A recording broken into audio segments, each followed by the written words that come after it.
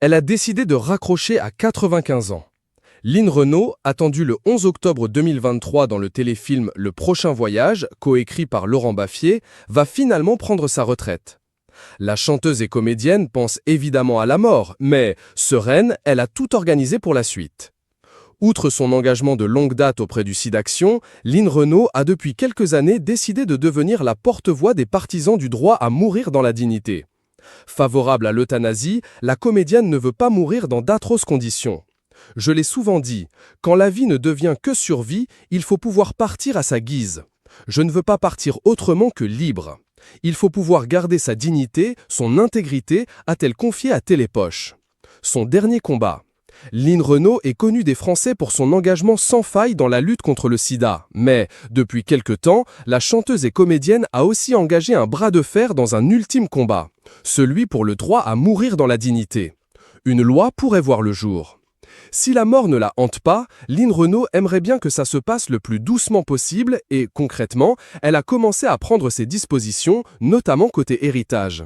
L'important, c'est la liberté et le contrôle de sa vie jusqu'au bout du chemin. Moi aussi, j'ai préparé chaque détail de ce que j'appelle l'après-moi. Il faut rester maître de son destin, sans perdre son humour, ajoute celle qui a été une mère de cœur pour Claude Chirac et Muriel Robin. En juillet, sur RTL, la complice de Danny Boone expliquait qu'elle n'était pas obsédée par la mort pour une raison simple. Moi, je suis plutôt de celles qui regardent devant, je ne regarde pas derrière. La mort viendra quand elle viendra. Mais en attendant, je n'y pense pas. Ça ne m'obsède pas parce que l'heure est écrite. Si vous y pensez, vous ne vivez plus. Je veux vivre chaque jour, je vis bien, je suis bien entouré. Malgré tout, Lynn Renaud s'est d'organiser.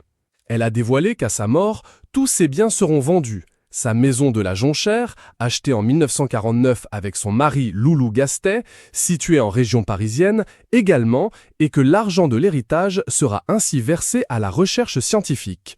Ce dimanche 2 juillet, Lynn Renaud a soufflé sa 95e bougie dans sa maison surnommée La Jonchère. Entourée d'un impressionnant parterre de stars, la nonagénaire adorée des Français a pu constater avec bonheur tout l'amour que lui portent ses proches. Preuves en images. J'ai mis sur les rails le fonds de dotation Lynn Renaud Loulou Gastet, qui, depuis l'année dernière, donne annuellement une somme pour un médecin qui fait des avancées dans son domaine, une autre pour le SIDAction bien sûr, et une troisième pour une association, a-t-elle fait savoir.